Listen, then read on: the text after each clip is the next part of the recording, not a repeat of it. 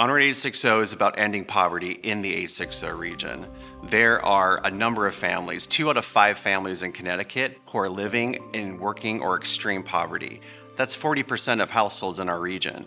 So we're all about child literacy, housing and homelessness, wages, and life expectancy. These are all things that working families who are living in poverty are experiencing. What makes this approach different is it's about regionalization of collective impact. I think that's something that's really unique in our region. We have 56 townships in our region, 169 townships in Connecticut. We have to work together. We cannot work in silos. So in order for us to achieve collective impact, we have to be united, and Onward 860 accomplishes that.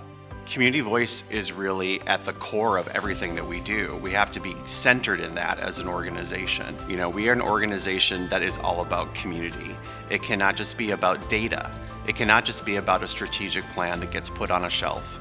We have to be listening to our community, and it has to be an active engagement. So this is something that we really prioritize as an organization.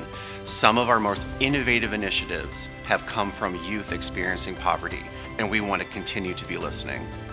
Imagine a community where all children are reading on grade level. Imagine a community where in your neighborhood, you're not living 10 years younger than the person who's down the block from you. Imagine everyone being housed, not being cold in the winter. That's a beautiful community, and that's one that we envision happening. The Rapid Response Fund is really about prevention, right? When a person falls into homelessness, it is so much more expensive to get that person housed once again. So we're looking at being preventative, getting funds in the hands of individuals so they don't have to be homeless in the first place. So we're really excited about this partnership. It's a partnership that we have with every township within our service area, and we've actually expanded it to include a couple of pilot school districts where we're actually providing cash assistance through the schools to working families that are experiencing poverty so they do not fall into homelessness. United Way is different today because we're really leaning into advocacy. We're really looking at leveraging public and private partnerships to drive collective action.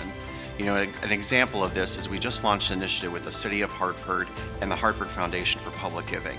And we're making a bold goal around reducing disenfranchised youth by 50% in the next 5 years. So that's a very bold goal. And we have different funders at the table and the City of Hartford at the table. But we're also working very closely with our federal partners and our state partners because we cannot do this alone. United Way does not have the funding to drive the change that we need. We need legislators on our side, united to end poverty.